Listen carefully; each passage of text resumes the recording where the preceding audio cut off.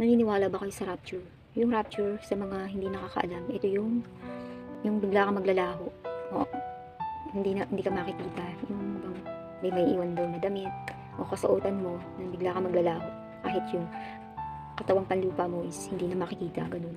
Yung biglang naglaho parang bula. Pag hinanap ka, wala na makakita sa'yo, ganun. So ako nagkaroon ako ng vision sa ganyan. Para ito sa mga ililigtas ng Panginoon o nakatakda na para sa Kanya. Yung mga kukunin ng Panginoon ng biglaan na wala pang isang kurap ng mata mo, as in bigla kang mawawala, ganun. Yung bigla kang mawawala, ano man ang ginagawa natin, ganun. Yung bang, halimbawa naglalaba ka, naghuhugas ka ng pinggan, nagtatrabaho, o nasa sasakyan ka, nagdadrive ka, yung bigla kang kukunin ng Panginoon. Iyan ay darating sa nalalapit na araw ng pagdating ng Panginoon. So walang nakakaalam. So iyan ay, sabi nga doon sa Bible, parang magnanakaw. Hindi natin alam pag may magnanakaw, di ba? So ganun, walang nakakaalam. Parang isang magnanakaw ang pagdating ng Panginoon. Ang pagdating ng araw na yun, ang paghuhukom. So pag kukunin niya yung mga para sa Kanya, ganun. Nagkaroon ako ng vision dyan. Sabi ko nga, ako yung taong to see is to believe. Hindi talaga ako naniniwala hanggat hindi ko nakikita. Ganun katigas ang ulo ko. Matigas ang ulo ko na hindi ako naniniwala dyan, ganyan. Hanggat yun nga, parang Panginoon na rin na nagpakita na ito, hindi ka naniniwala, anak, ipakikita ko sa iyo. So ito, panaginip siya. Alam mo, parang yung panaginip, ramdam mo na parang nandun ka talaga sa senaryo yun. Yung nasa pintuan ako ng bahay namin, nakatayo lang ako. Yung bigla kang nawala, tapos nakita mo, nasa ano ka na, yung napakaliit, para kang nasa bola ng jackstone o kasing laki ng bola ng jackstone o ano ba yun, yung golf na ball, ganun kasing laki na parang nasa ganun ka pero maliwanag, hindi siya bolang apoy, maliwanag na kulay, maliwanag siya, parang nandun ka na sa bilog na yun, gumagano ka, may tunog pa nga yung parang may kapangyarihan, narinig ko talaga yung tunog, may kapangyarihan na tunog, kasi isang direksyon na pinupuntahan ng mga bilog na maliliwanag na yun, isang direksyon, hindi pa ganun, hindi pa ganun, isang direksyon talaga pinupuntahan ng mga liwanag na bolang yun. At yung mga maliliwanag na bolang iyon ay yun yung mga espiritu ng mga taong kinukuha na ng Panginoon. Yun yung nakita ko sa panaginip ko. Kita ko talaga, para kang nasa bola ka na ng espiritu mo, nasa bola na.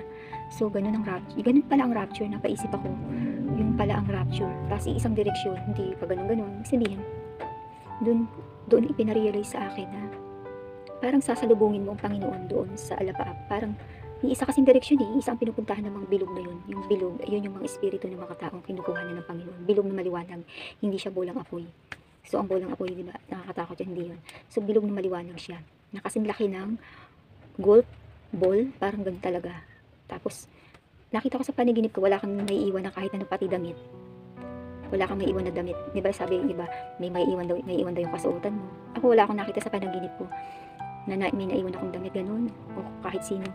Tapos makikita mo yung mga kasabayan mo, nasa mga bilog din sila, gumaganon, isang direksyon, may kapangyarihan talaga, pero tahimik. Yun yung napansin ko sa kalangitan, walang sino man ang nakakaalam, tahimik talaga yung mundo, na walang sino man nakakaalam na nag-uumpisa na pala ang rapture. Tahimik talaga. Isipin, walang nakakaalam na kinukuha na ng Panginoon ng mga tao para sa Kanya.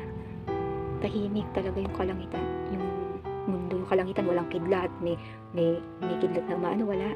As in tahimik. Ang maririnig ko lang is yung kapangyarihan, yung daus-dus ng paglipad ng mga bilog na yun yung mga espiritu ng mga tao.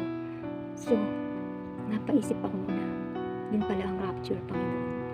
Hindi ko siya pinaniniwalaan noon, nakala ko invento lang yan, ganun pala, totoo talaga ang rapture. Doon ako naniniwala na talagang pinakita talaga sa akin sa panaginip. Ang rapture is walang nakakaalam yan, biglaan yan mangyayari, parang isang magnanakaw, at tahimik ang kalangitan, as in walang nakakaalam na nagaganap na pala yung rapture, as in walang nakakaalam. So yun yung panaginip ko na hindi ko rin makakalimutan. Talagang ramdam ko talaga na gumagano yung ano, tapos kita ko yung nasa bolang maliliwanag kasya espiritu ng tao na yung isang direksyon na pinupuntahan, yung isang direksyon talaga. Ibig sabihin, may sasalubungin siguro sa itaas, may Ibig sabihin, naroon ang Panginoon, doon mo siya sasalubungin.